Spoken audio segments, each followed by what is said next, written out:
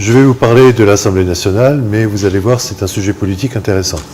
Il y a un projet qui semble se consolider, se construire, de créer un groupe politique ultramarin, un groupe outre-mer à l'Assemblée, en lieu et place de groupes politiques classiques.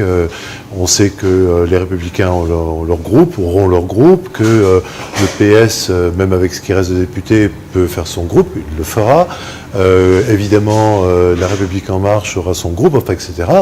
Les Insoumis avec le PCF, et nous aurons, en principe, c'est ça la règle, nos députés réunionnais, 7 députés, qui iront sur les bancs des différents groupes en fonction de leur appartenance politique. Or, l'idée nouvelle, c'est de transcender, alors c'est très à la mode, de transcender les groupes politiques pour faire un groupe légèrement œcuménique ou tout à fait œcuménique, où on retrouverait des élus de droite, de gauche et du centre, qui formeraient donc un groupe outre-mer, dont l'intérêt en tout cas serait de rendre d'une façon plus évidente les réalités de l'outre-mer, portées par leurs représentants, pas seulement réunionnais, mais guyanais, guadeloupéens, martiniquais, etc. Et donc de porter haut et fort la voix des Outre-mer, lors des discussions, notamment sur la préparation du projet de loi de finances, qui est toujours un moment très chaud pour le budget de l'Outre-mer et pour toute la série de mesures, notamment fiscales, concernant les Outre-mer. C'est toujours un moment très compliqué.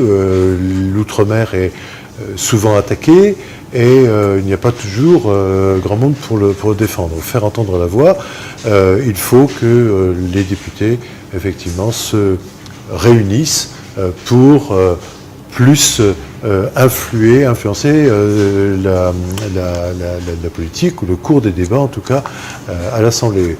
Vous me direz, ça ressemble à du lobbying. Ça peut être du lobbying politique, dès lors que ça correspond aux règles institutionnelles de la représentation à l'Assemblée nationale. On ne voit pas pourquoi ça ne serait pas une bonne idée à creuser et éventuellement à mettre en œuvre. À condition, je disais à l'instant, que ce soit dans les règles. Là, il y a peut-être un doute, parce que effectivement, on ne peut pas faire n'importe quoi en termes de constitution de groupe à l'Assemblée. Il y a une norme, il y a des règles qu'il faut observer. Donc on va suivre attentivement le destin de cette idée. Aboutira-t-elle ou non? Pour l'instant, c'est un peu trop tôt pour le dire. En tout cas, elle demeure intéressante.